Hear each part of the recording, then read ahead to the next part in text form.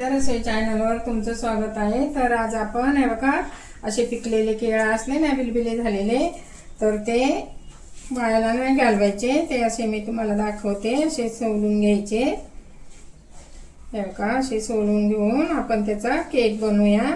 जास्त झालेले ना लहान मुलं पण नाही खाती। मग मी आता सोलून ठेवते। हे बघा मी त्यासाठी 3 केळं घेतलेत असे पिकलेले। ते वाळायला जातात म्हणून आपण त्याचा केक बनवूया। पोरं पण नाही खाती। आणि त्यासाठी मी अर्धी वाटी गव्हाचे पीठ घेतले, अर्धी वाटी मैदा घेतलाय आणि अर्धी वाटी म्हणजे पाव वाटी रवा घेतलाय। आणि आपल्याला लागेल तसं तूप घालायचं। थोडंसं मी हे किसमिस आपले काय मनुके काळे मनुके घेतलेत आणि थोडं दूध लागल।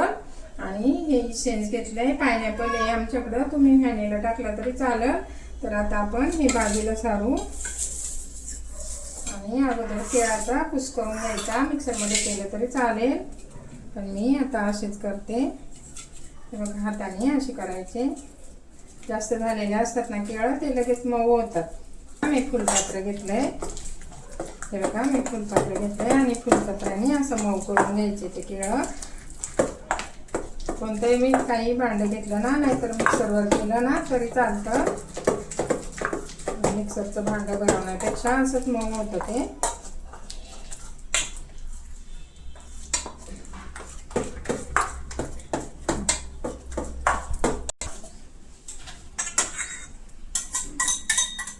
आता आपण हे मऊ करून घेतले। आता असं चांगलं फेसून घ्यायचं आणि आपण त्यामध्ये पीठ टाकू।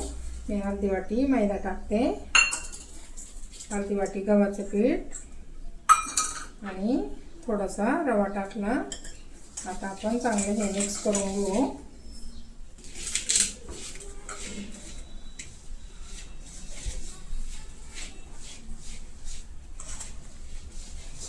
चांगलं मिक्स झालं का आपण थोडंसं तूप टाकायचं। तूप तुम्ही अंदाजानेच टाका कारण केळं असल्यामुळं कमी जास्त लागू शकतं। आपण कढईत करणार आहोत हा केक। तर आता मी थोडंसं आता असं दूध पण जसं लागेल तसंच टाकायचं आणि थोडा वेळ हे मिक्स करून थोडा वेळ आपलं भिजत ठेवायचं। आता हे मिक्स झाले। आता आपण केळं गोड असते ना म्हणून थोडीशी साखर टाकली, अर्धी वाटी।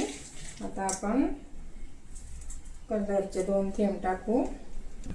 हे बघा आता आपण 2 थेंब कलरचे टाकू आणि चांगलं मिक्स करून चवीपुरतं मीठ टाकायचं चिमूटभर।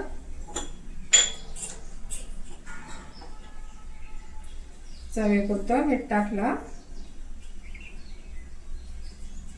आता हे चांगलं मिक्स करून 10 मिनिटं आपण असंच ठेवू आणि नंतर तोपर्यंत कढई तापायला ठेवून नंतर आपण त्यामध्ये हे मिश्रण बेकिंग सोडा आणि बेकिंग पावडर टाकायची थोडीशी आणि मग आपण शिजायला ठेवू। आता 10 मिनिटं आपण याला हे बघा असं झालंय आपलं पीठ।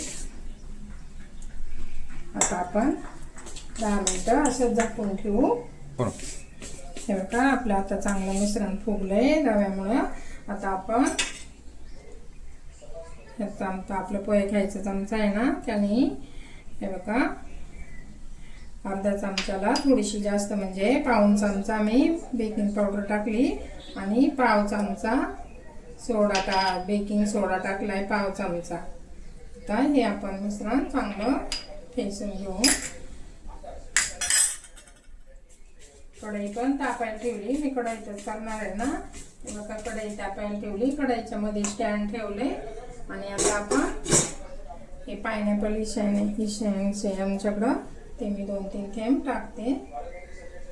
जास्त पण नाही टाकायचं, केळाचा पण वास असतो ना त्याला। व्हॅनिला टाकला तुम्ही तरी चालेल, आमच्याकडे नाही आहे म्हणून आम्ही फास्ट टाकतो। आता मी भांड्याला तूप लावून घेतलंय। आता आमच्याकडे टिश्यू पेपर नाही आहे ना म्हणून मी असं थोडंसं पीठ टाकते। पीठ बुडबुडायचं म्हणजे केक आपला निघून येतो चांगला। खाली तूप लावले। आता आपण हे मिश्रण आहे ना असं चांगलं फेटून ह्याच्यात ओतू।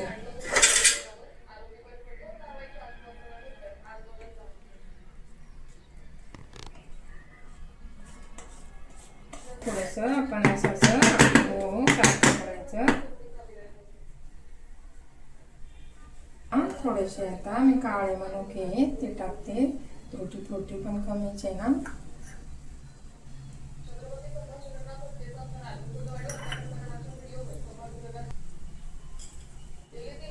थोडेसे काजू आहे ते असे टाकू.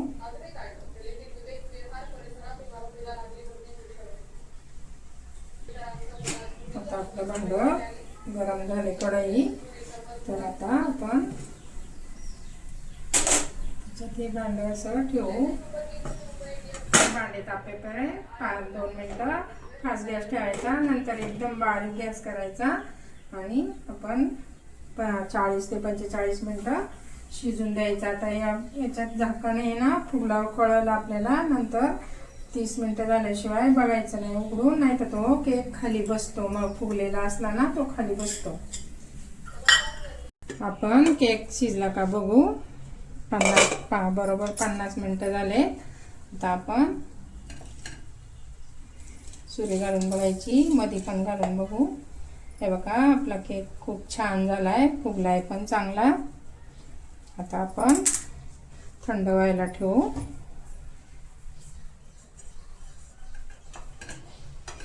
कोमट झालाय आपला केक ना. तर मी काढून बघते. आधी आपण सुरीने ना अशा कडा मोकळ्या करून घेऊ.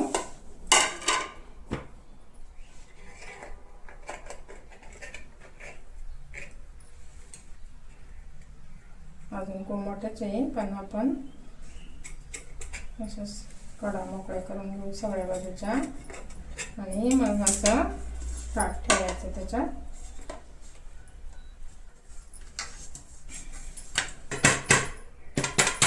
अशा छान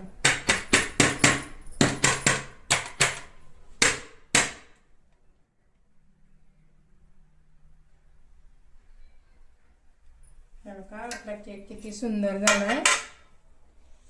हे बघा आपला केक किती सुंदर झालाय. आता आपण असा आता पलटी करून घेऊ परत.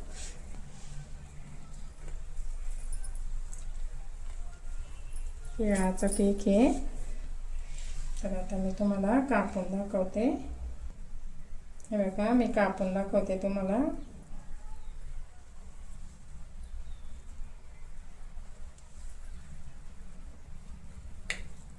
हे बघा किती मस्त झालाय. असा तुम्हाला जर आवडला तर लाईक करा, शेअर करा आणि केळापासून केक करून बघा, बनवून बघा. नवीन असाल चॅनलवर तर सबस्क्राईब करा, कमेंट करा. चला तर मग आता भेटू पुढच्या व्हिडिओमध्ये. Bye bye.